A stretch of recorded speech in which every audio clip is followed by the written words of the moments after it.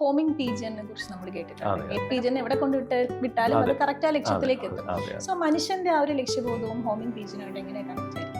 Homing pigeon എന്ന് പറഞ്ഞാൽ നമ്മൾ കാണുന്ന സാധാരണ തരത്തിലുള്ള ഒരു പ്രാവുകളാണ്. ഈ പ്രാവിൻ്റെ ഒരു പ്രത്യേകത എന്ന് പറഞ്ഞാൽ നമ്മളിപ്പോൾ ഇവിടെ നിന്ന് ഇതിനെ പിടിച്ച് ഒരു കൂട്ടിലടച്ച് അതിനെ ഒരു വലിയൊരു കണ്ടെയ്നറിലാക്കി അതിനെ അങ്ങ് കൽക്കട്ടയിൽ കൊണ്ടുപോയി വിട്ട് കഴിഞ്ഞാൽ, എന്നിട്ട് അവിടെ വെച്ച് തുറന്നു വിട്ട് കഴിഞ്ഞാൽ അവനെ വെളിയിലിറങ്ങി കുറച്ച് ദിവസങ്ങൾക്ക് അത് പറന്ന് തിരിച്ച് അതിൻ്റെ ഹോം ടൗണിലേക്ക് തിരിച്ചു വരും.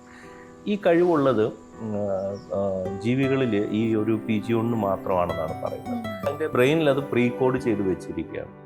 പിന്നെ ഈ ഒരു കഴിവുള്ളത് നിങ്ങളും ഞാനും ഉൾപ്പെടുന്ന മനുഷ്യർക്കാണ്. ഇതുപോലെ പ്രീ കോഡ് ചെയ്തല്ല, അതിനേക്കാൾ ഉപരിയായിട്ട് അവർക്ക് ഒരു ഡെസ്റ്റിനേഷൻ ഫിക്സ് ചെയ്ത് കഴിഞ്ഞാൽ അവിടേക്ക് പോകാനായിട്ട് നമ്മളുടെ ബ്രെയിൻ നമ്മളെ ഹെൽപ്പ് ചെയ്യും. ഈ ഡെസ്റ്റിനേഷൻ എന്ന് പറയുന്നതാണ് നമ്മളുടെ ഒബ്ജക്റ്റീവ്, നമ്മളുടെ ഗോൾ, നമ്മളുടെ വിഷൻ എന്ന് പറയുന്നത്. അതാണ് ബിസിനസ്സിലായാലും എല്ലാത്തിലും. ഓക്കെ, അടുത്ത വർഷം we need to do this much.